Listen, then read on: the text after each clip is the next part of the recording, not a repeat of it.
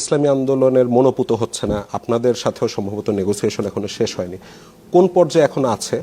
এবং ধরেন আপনারা সাপোজ হাইপোথেটিক্যালি ধরে নিচ্ছে আপনারা 30টা বা 35টা আসন চাইলেন, জামাত বলল না আমরা 15টার বেশি দিতে পারবো না, তখন আপনারা কি করবেন?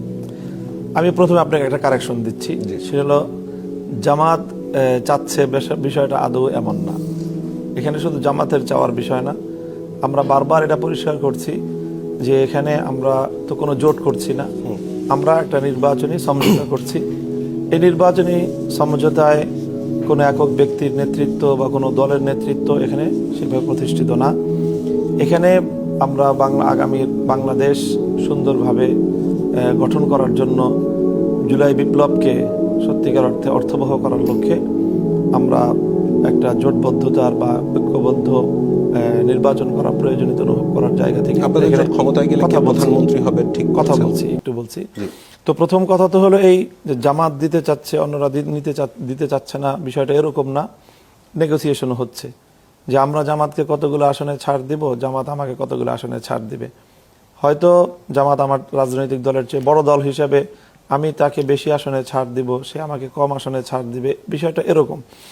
তো এখানে স্বাভাবিকভাবেই এখনো পর্যন্ত নেগোসিয়েশনটা পূর্ণ হয়নি, অনেক দূর অগ্রসর হয়েছে, আবার কিছু কিছু জায়গা অমীমাংসিত আছে। তো আমরা এমনও করতে পারি যে আমাদের যে মতৈক্যের জায়গাগুলো পর্যন্ত আমরা হয়তো সমঝোতায় যাব, আর যেখানে আমরা চূড়ান্তভাবেই মতৈক্যে পৌঁছতে পারবো না সেখানে আসনগুলো ওপেন থাকবে, মানে আপনাদের প্রার্থীরাও থাকবে, আমাদের প্রার্থীরাও থাকবে, যারা যারা প্রার্থী রাখতে চাইবে তাদের প্রার্থী থাকবে। তাহলে জোটের উদ্দেশ্য ব্যাহত হচ্ছে না? হ্যাঁ, কিছুটা তো কিছু ব্যাহত হবে, কিছু অর্জিত হবে। মানে সম্পূর্ণ ব্যর্থ হওয়ার চেয়ে 80% বা 90% যদি অর্জিত হয়, আমি বলবো যে মোর দেন 50% যদি উদ্দেশ্য অর্জন হয় তাহলে জোটের উদ্দেশ্য বা অ্যালায়েন্সের উদ্দেশ্য সাকসেসফুল হয়, সেটা আমি মনে করি আর কি। তো কাজে এখনো পর্যন্ত সেই কথা বলার অবশ্য সময় আসেনি।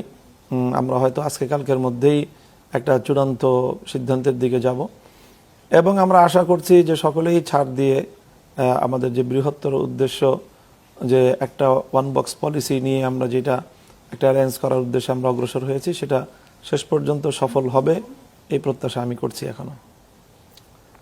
আপনাদের মানে জোট যদি ক্ষমতায় যায় প্রধানমন্ত্রী কি হবে, এটা কি ঠিক করেছেন? না, এটা চূড়ান্ত করা হয়নি।